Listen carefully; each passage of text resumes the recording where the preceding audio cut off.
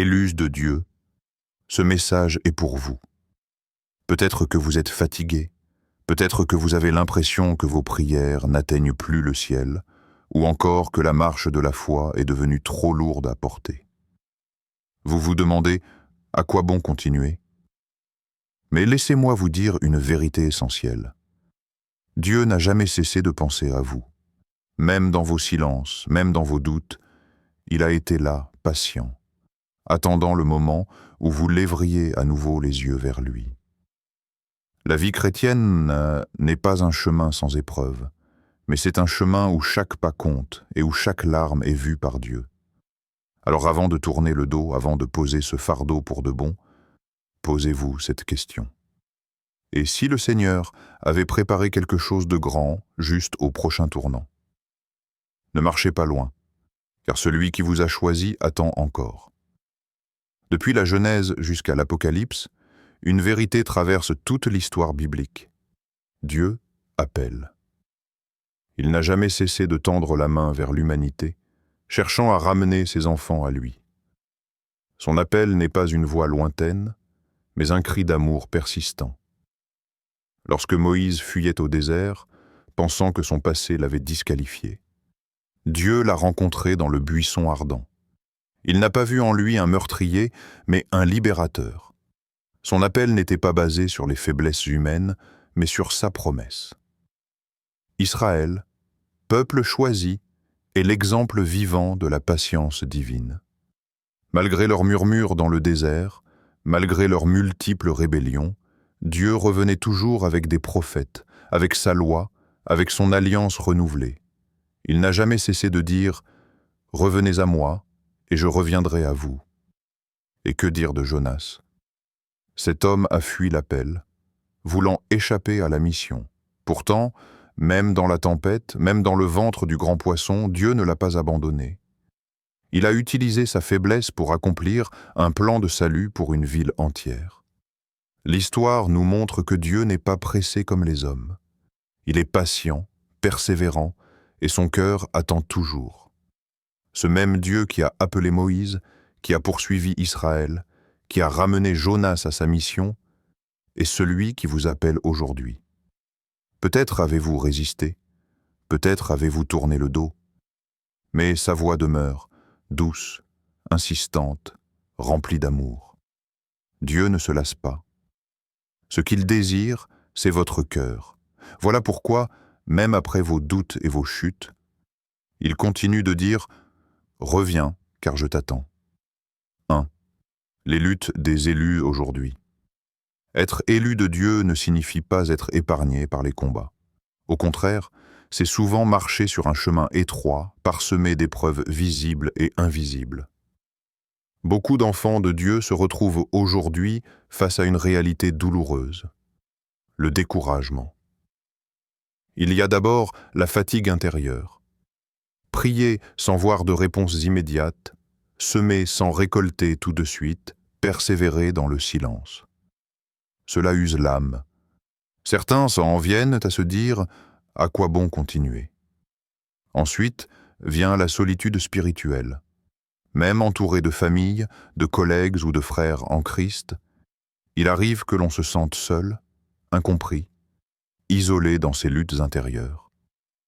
Le croyant a parfois l'impression d'être invisible, oublié même par Dieu. À cela s'ajoutent les pressions du monde moderne. Les exigences professionnelles, les soucis financiers, la tentation de courir après le succès ou la reconnaissance.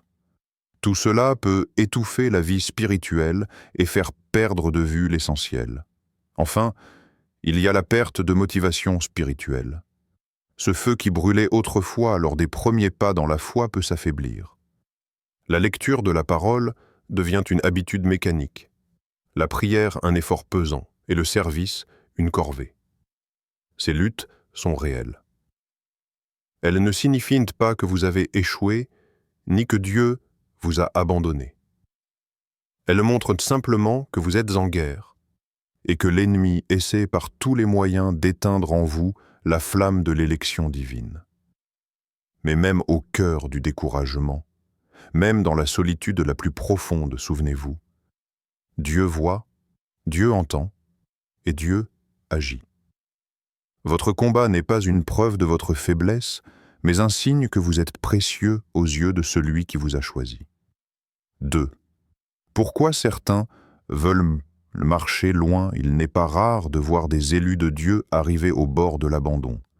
Non pas parce qu'ils ne l'aiment plus, mais parce que leur blessure intérieure crie plus fort que leur foi. Il y a d'abord les blessures spirituelles. Certains ont servi fidèlement dans l'Église, mais ont été trahis, incompris ou même rejetés. D'autres ont placé leur confiance en des frères et sœurs qui les ont déçus. Ces cicatrices invisibles deviennent parfois des chaînes qui poussent à dire « Si c'est cela la vie avec Dieu, alors je préfère m'éloigner. » Il y a aussi le poids des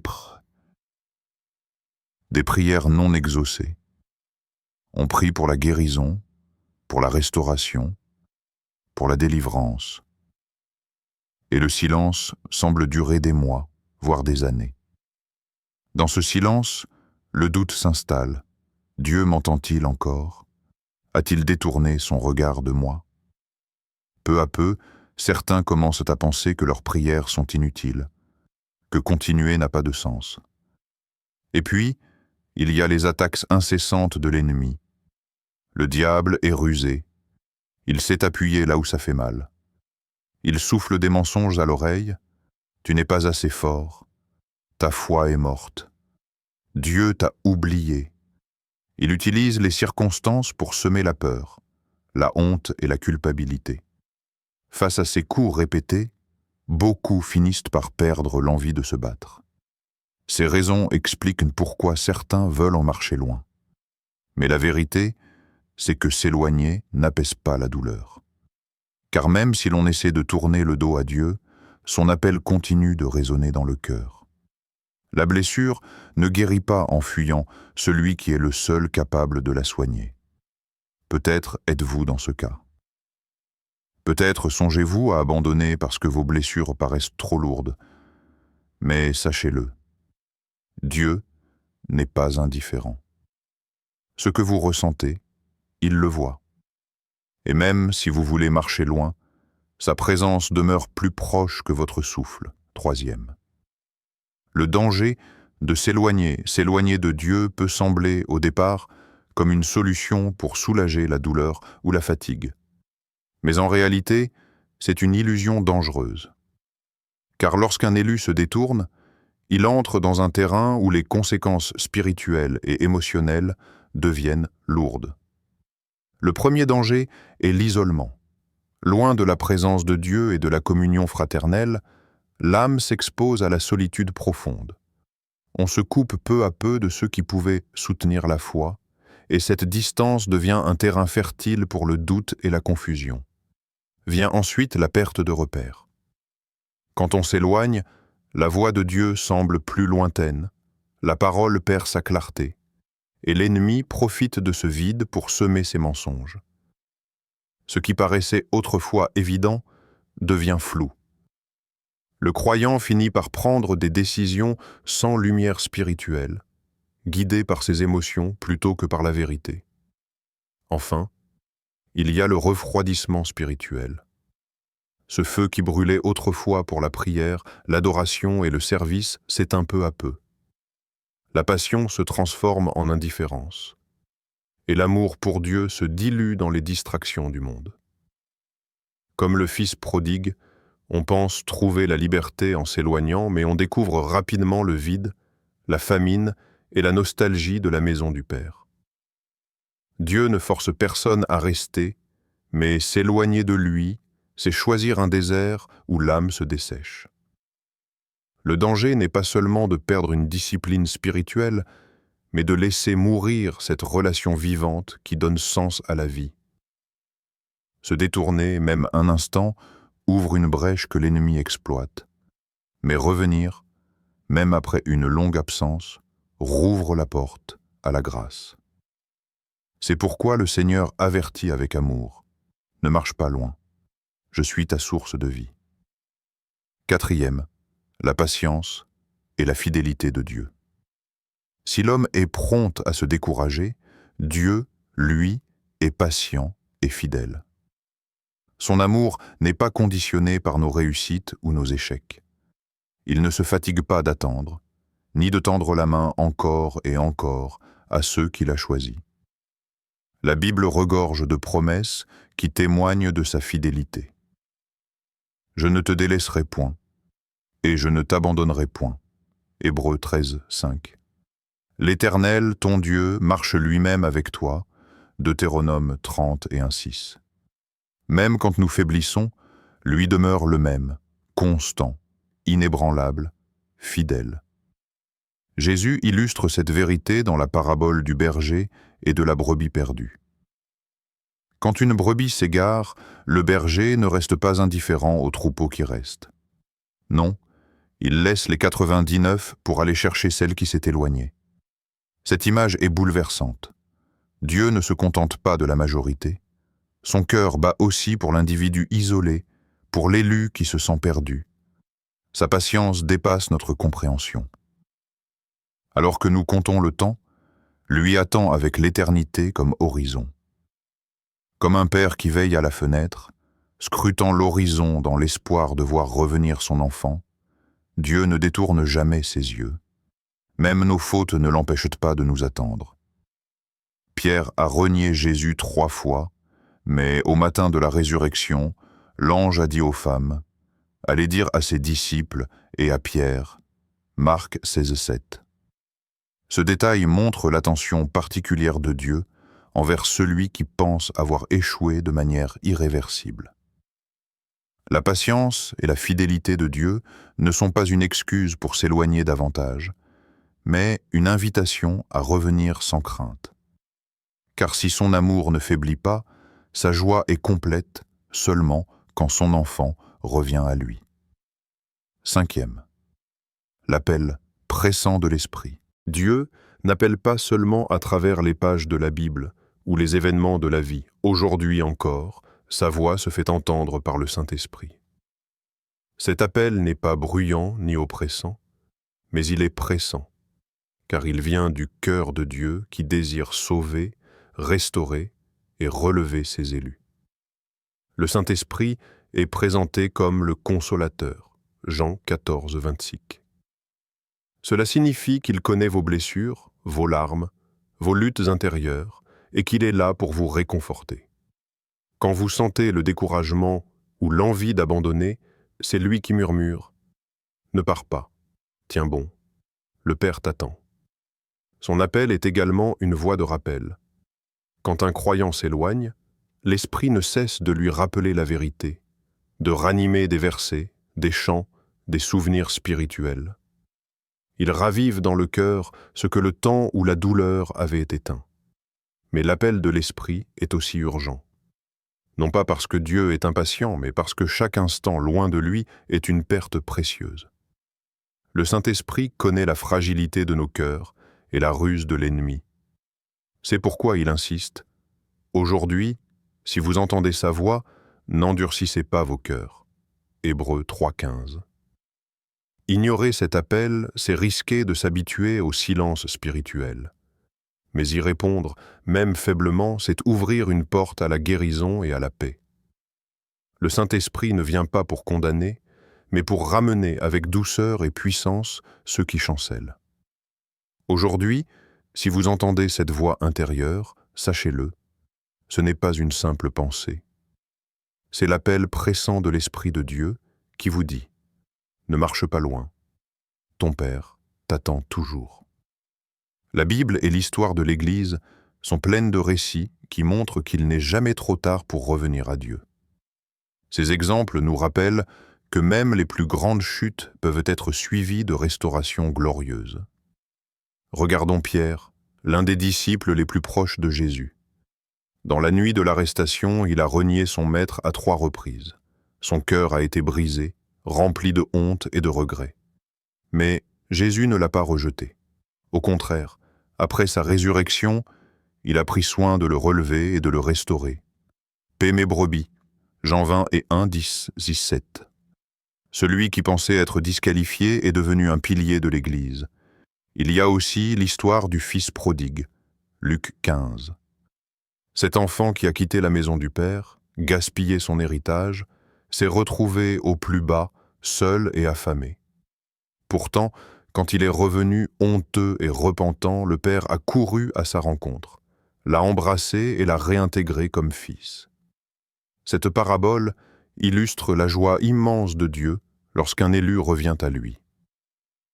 Et dans notre époque moderne, combien de témoignages ressemblent à cela? Des hommes et des femmes qui avaient abandonné la foi, parfois pendant des années, mais qui ont entendu à nouveau l'appel de Dieu. Certains racontent comment une prière simple, un chant entendu par hasard, ou une rencontre inattendue a rallumé la flamme dans leur cœur. Aujourd'hui, ils témoignent avec force. J'avais quitté Dieu, mais il ne m'a jamais quitté. Ces exemples sont là pour vous encourager. Votre histoire n'est pas finie. Comme Pierre, comme le fils prodigue, comme tant d'autres aujourd'hui, vous pouvez revenir. Et quand vous le ferez, Dieu ne vous accueillera pas avec reproche, mais avec des bras ouverts et une joie débordante. Revenir à Dieu ou persévérer dans la marche chrétienne ne repose pas seulement sur de belles paroles, mais aussi sur des gestes concrets. Parfois, il suffit de petits pas pour rallumer une grande flamme. Le premier conseil est de reprendre la prière, même simplement. Nul besoin de longs discours. Un cœur sincère suffit. Dites à Dieu vos peurs, vos doutes, vos blessures. La prière est un dialogue, pas une performance. Ensuite, plongez à nouveau dans la méditation de la parole. La Bible n'est pas un livre poussiéreux, mais une lettre vivante adressée à votre cœur. Commencez par des psaumes ou des évangiles, laissez chaque verset vous nourrir comme une semence qui redonne vie. Cherchez aussi à retrouver la communion fraternelle. L'ennemi profite de l'isolement, mais la force se trouve dans l'unité. Rejoignez une assemblée, partagez vos luttes avec un frère ou une sœur de confiance et laissez-vous soutenir. Enfin, pratiquez de petits actes de foi quotidiens. Remerciez Dieu pour une bénédiction, écouter un chant d'adoration, écrire une prière dans un carnet. Ce sont des pas simples mais puissants qui entretiennent la flamme. Dieu ne demande pas un retour spectaculaire, mais un cœur disponible. Chaque geste, aussi petit soit-il, est une pierre pour reconstruire votre intimité avec lui. Tout au long de ce message, une vérité simple mais puissante s'est répétée. Dieu n'a jamais cessé de vous attendre. Comme un père aimant, comme un berger attentif, il vous appelle à ne pas marcher loin. Peut-être avez-vous été fatigué, blessé, ou tenté d'abandonner, mais rien de cela n'a changé. Son amour pour vous, rappelez-vous, Moïse, Pierre, Jonas, le fils prodigue, tous ont eu leurs moments de faiblesse, mais chacun a été restauré par la grâce de Dieu. Leur histoire prouve que la fin ne se trouve pas dans la chute, mais dans le retour. Et ce retour est toujours possible, aujourd'hui, maintenant. Dieu vous dit « Reviens à moi, car je t'attendais ». Ce n'est pas une parole de condamnation, mais une invitation pleine de tendresse. Le ciel ne se réjouit pas de vos efforts perdus, mais de votre décision de revenir à la source. Alors, ne tournez pas le dos. Ne laissez pas vos blessures dicter la fin de votre histoire. Dieu a encore des projets, des promesses et une destinée pour vous. Le pas que vous faites aujourd'hui, aussi fragile soit-il, peut marquer le début d'une restauration puissante. Levez les yeux, ouvrez votre cœur et entendez sa voix. Mon enfant, ne marche pas loin, car je suis là et je t'attends depuis toujours.